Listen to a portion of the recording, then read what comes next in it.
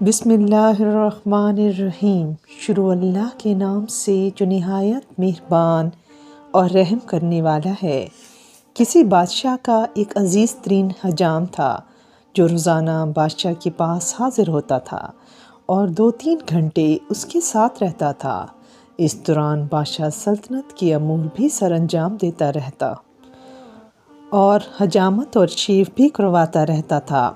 ایک دن نائی نے بادشاہ سے عرض کیا، حضور، میں وزیر کے مقابلے میں آپ سے زیادہ قریب ہوں، میں آپ کا وفادار بھی ہوں، آپ اس کی جگہ مجھے وزیر کیوں نہیں بنا دیتے؟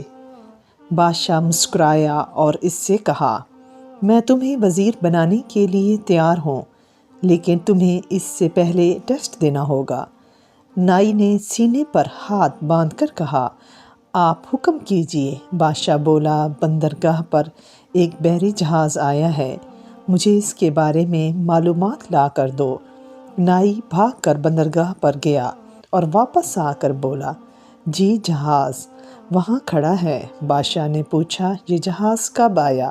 نائی دوبارہ سمندر کی طرف بھاگا، واپس آیا اور بتایا، 2 دن پہلے آیا ہے۔ بادشاہ نے کہا، یہ بتاؤ یہ جہاز کہاں سے آیا ہے؟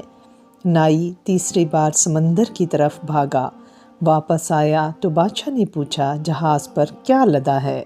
نائی چوتھی بار سمندر کی طرف بھاگ کھڑا ہوا۔ قصہ مختصر، نائی شام تک سمندر اور محل کے چکر لگا لگا کر تھک گیا۔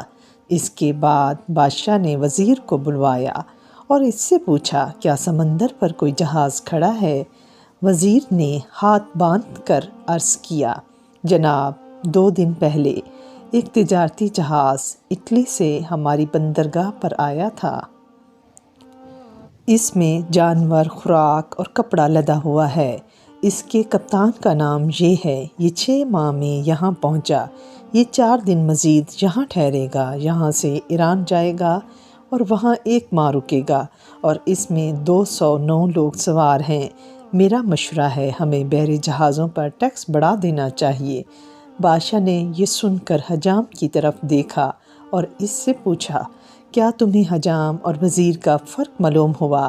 حجام نے چپ چاپ استرا اٹھایا اور عرض کیا، جناب بادشاہ سلامت، کلمہ چھوٹیاں رکھاں یا وڈیاں، اس لیے کہتے ہیں ہر شخص کی اپنی اپنی مہارت ہوتی ہے جس میں وہ بندہ خود ماہر ہوتا ہے، اور ہمارے ملک میں ہی کچھ لیڈر اسی طرح سے کام سر انجام دے رہے ہیں جنہیں کچھ پتہ نہیں ہوتا۔